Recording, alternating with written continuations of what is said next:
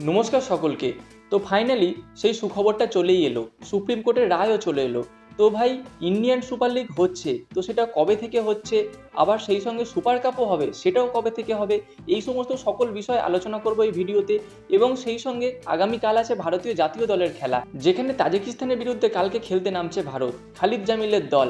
তো সেই খেলাটা কেমন হবে, ভারত প্লেইং 11 কেমন নামাবে, সেই বিষয়টা নিয়ে আলোচনা করব। এবং সেই সঙ্গে মোহনবাগান সমর্থকদের জন্য রয়েছে একটা খারাপ খবর, যেটা হলো জেমি ম্যাকলারেনকে নিয়ে। তো এই ম্যাকলারেনকে নিয়ে কি খারাপ খবর আছে, সেইটাও আলোচনা করব এই ভিডিওতে। তো ভাই, ইম্পর্টেন্ট একটা ভিডিও হবে, অবশ্যই তোমরা শেষ পর্যন্ত দেখবে এবং তোমাদের মতামত কমেন্টে জানাবে। এবং আমাদের চ্যানেলে প্রথমবার এলে চ্যানেলটাকে সাবস্ক্রাইব করে তার পাশের বেল আইকনটাকে অন করে দেবে। আর যদি ফেসবুক থেকে দেখে থাকো তাহলে পেজটাকে ফলো করে দেবে। তো চলো এবার ভিডিওর মেন টপিকে যাওয়া যাক। তো প্রথমে যদি কথা বলি সুপ্রিম কোর্টের রায় নিয়ে, তো দেখো আজকে সুপ্রিম কোর্টের রায় দেওয়ার কথা ছিল, যেখানে সুপ্রিম কোর্ট রায় দিয়েছে। তো সেখানে অনেক কিছুই বলা হয়েছে, তার মধ্যে তোমরা দুটো জিনিস জেনে রাখো। একটা হলো আইএসএলও হবে, সুপার কাপও হবে। তবে সুপার কাপ আগে শুরু হবে, আইএসএল পরে শুরু হবে। যেখানে আগে শুরু হতো ইন্ডিয়ান সুপার লিগ, সেটা শেষ হওয়ার পরে শুরু হতো সুপার কাপ। এবারে সেটা হবে না, এবারে তার উল্টোটা হবে, প্রথমে সুপার কাপ শুরু হবে। আর এই সুপার কাপ যদি প্রথমে হয়, তাহলে একটা জিনিস জেনে রাখো, মোহনবাগান কিন্তু এই সুপার কাপেও তাদের সর্বোচ্চ শক্তিশালী দল নিয়ে নামবে। কারণ আমরা বিগত 2-1 বছর ধরে দেখছি মোহনবাগান যেন সুপার কাপকে গুরুত্ব দিচ্ছে না। যেহেতু আগে আইএসএল শুরু হচ্ছে, সেখানে মোহনবাগান পরপর 2 বছর লিগ শিল্ড জিতে গেল, যে কারণে তারা এএফসি স্লটটা ধরে নিল। এএফসি স্লটটা পাওয়ার পরে তারা সুপার কাপকে গুরুত্ব দিচ্ছে না, কারণ সুপার কাপ থেকে যদি তারা এএফসি স্লটও পায় তো সেটা কাজে লাগবে না। তো সেই কারণে কিন্তু মোহনবাগানকে দেখা গেছে সুপার কাপে দুর্বল দল নামাতে বা জুনিয়র দল নামাতে। তবে যেহেতু এই বছর সুপার কাপটা আগে হবে, সেক্ষেত্রে কিন্তু মোহনবাগান আগে আগে চাইবে এএফসি স্লটটা বুকিং করে নিতে। সেই কারণে কিন্তু এই বছর সুপার কাপকে মোহনবাগান গুরুত্ব দেবে এবং তাদের পূর্ণ শক্তির দল নামাবে। তো সেই ক্ষেত্রে সুপার কাপ হবে সেপ্টেম্বর মাসে শুরু হবে সুপার কাপ, এবং ইন্ডিয়ান সুপার লিগ শুরু হবে ডিসেম্বর মাসে।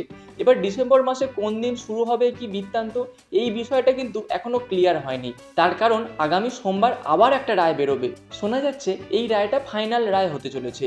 সেখানেই নির্ধারণ করা হবে ইন্ডিয়ান সুপার লিগের সঙ্গে এফএসডিএল থাকবে কি থাকবে না, বা অন্য কোনো কোম্পানি আসবে কিনা, এই বিষয়টা। তবে আইএসএল হবে ডিসেম্বর মাসেই শুরু হবে, এইটুকু তোমরা জেনে রাখো। তো এই গেল সুপার কাপ এবং আইএসএল নিয়ে আপডেট। এবার যদি ভারতীয় ফুটবল দলকে নিয়ে কথা বলি, দেখো আগামীকাল ভারত খেলতে চলেছে তাজিকিস্তানের বিরুদ্ধে। কাফা নেশন কাপ হচ্ছে, যেখানে মোহনবাগান তাদের কোনো প্লেয়ারকে ছাড়েনি ভারতীয় জাতীয় দলের জন্য, কারণ মোহনবাগানও দেশের জন্যই খেলতে চলেছে। এএফসি চ্যাম্পিয়ন লিগ 2, সেখানেও মোহনবাগান দেশকে রিপ্রেজেন্ট করবে। তো যাই হোক, সেক্ষেত্রে আমরা কেমন ফুটবল খেলা আশা করতে চলেছি ভারতীয় দলের জন্য।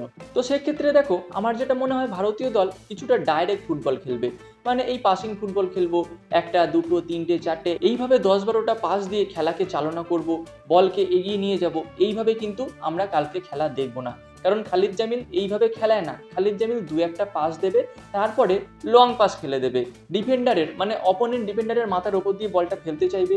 সেখান থেকে আমাদের উইঙ্গাররা যাবে, বলটাকে মিট করবে এবং গোল দেবে, তারপর আবার ডিফেন্সে চলে আসবে। এইরকম একটা খেলা কিন্তু আমরা দেখতে চলেছি। আসলে কি, ভারতীয় ফুটবলারদের বা ভারতীয়দের যেভাবে ফিজিক্যাল অ্যাক্টিভিটি আছে, তারা কিন্তু পাসিং ফুটবল খেলতে পারবে না। তার কারণ দেখো, বিগত যে 3-4টে কোচ ভারতীয় জাতীয় দলের চেঞ্জ হয়েছে, তার মধ্যে একজন মনালো মার্কুয়েজ রোকা, একজন ইগো স্টিম্যাচ, এবং তার আগে ছিল স্টিফেন কনস্ট্যান্টাইন। আর স্টিফেন কনস্ট্যান্টাইনের টাইমে কিন্তু ভারত একটু হলেও ভালো রেজাল্ট করেছে, একটু হলেও তাদের র্যাঙ্কটা কমেছে। আর এই স্টিফেন কনস্ট্যান্টাইন কিন্তু ভারতকে তখন ডাইরেক্ট ফুটবল খেলাতো, সে কিন্তু এতটা পাসিং ফুটবল খেলাতো না। ইগো স্টিমাচ, মানালো মার্কুয়েজ, এরা কিন্তু পাসিং ফুটবল খেলাতে গেছে, সেক্ষেত্রে ভারতের খেলা অনেকটা ডাউন হয়েছে।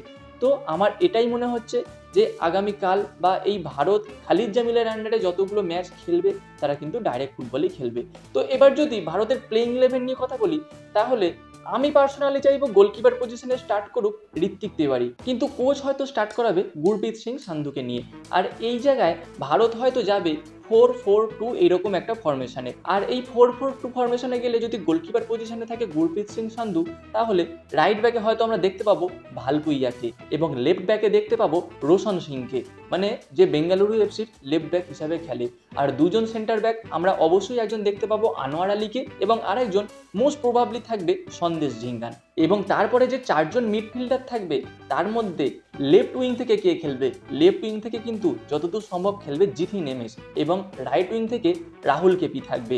আর মাঝখানে যে দুজন মিডফিল্ডার থাকবে বা ডিফেন্সিভ মিডফিল্ডার থাকবে তারা কিন্তু একজন হতে চলেছে জিকসান সিং এবং আরেকজন নিখিল প্রভু। এবং যে দুজন স্ট্রাইকার আছে তার মধ্যে ডান দিকে হয়তো থাকবে লালেনজওয়ালা ছাংতে এবং বাঁ দিকে থাকবে ইরফান ইয়াদওয়াদ। আবার মনবীর সিংকে দিয়েও স্টার্ট করাতে পারে। এই মনবীর সিং কিন্তু আমাদের মোহনবাগানের মনবীর সিং নয়, এটা কিন্তু জামশেদপুর এফসির মনবীর সিং। তো এই গেল ভারত কেমন একটা প্লেইং 11 নামাতে পারে সেই নিয়ে আপডেট। তো দেখো এই প্লেইং 11টাই যে মিলে যাবে এর কোনো মানে নেই, আমরা জাস্ট একটা প্রেডিক্ট করতে পারি। তো এই গেল দুটো আপডেট। এবার যদি মোহনবাগান সমর্থকদের জন্য সেই খারাপ আপডেটটা দিই, সেটা হলো জেমি ম্যাকলারেনকে নিয়ে। দেখো গত দুদিন কিন্তু জেমি ম্যাকলারেন ভালোভাবে বল পায়ে প্র্যাকটিস করেনি। শোনা যাচ্ছিল যে জেমি ম্যাকলারেনের নাকি জ্বর হয়েছে। আর গতকাল জেমি ম্যাকলারেন যে প্র্যাকটিসটা করেছে তার মধ্যে বেশিরভাগ সময় কিন্তু ফিজিও রুমেই সময় কাটিয়েছে এবং তারপর দেখা গেছে সে চেয়ার নিয়ে গিয়ে প্লেয়াররা যেখানে প্র্যাকটিস করছে সেখানে বসে আছে।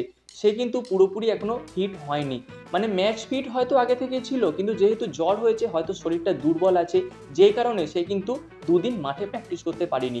এবং আজকে সে কতটা ভালো প্র্যাকটিস করেছে বা কি আপডেট আছে সেইটা এখনো কিন্তু আমার কাছে খবর নেই। আমি জেমি ম্যাকলারেনকে নিয়ে এই যে খবরটা দিলাম সেটা কিন্তু গতকালের খবর, এবং আজকে যদি ভালো কোনো খবর থাকে সেটা তোমরা আগামীকাল আমার থেকে পেয়ে যাবে বা আমাদের এই চ্যানেল থেকে পেয়ে যাবে। তো ভাই এই ছিল আজকের আপডেট। ভিডিওটা ভালো লাগলে লাইক এবং শেয়ার করে দিও, তোমাদের মতামত কমেন্টে জানিও। আমাদের চ্যানেলে প্রথম আসলে চ্যানেলটাকে সাবস্ক্রাইব করে তার পাশে বেল আইকনটাকে অন করে দিও, আর যদি ফেসবুক থেকে দেখে থাকো তাহলে পেজটাকে ফলো করে দিও।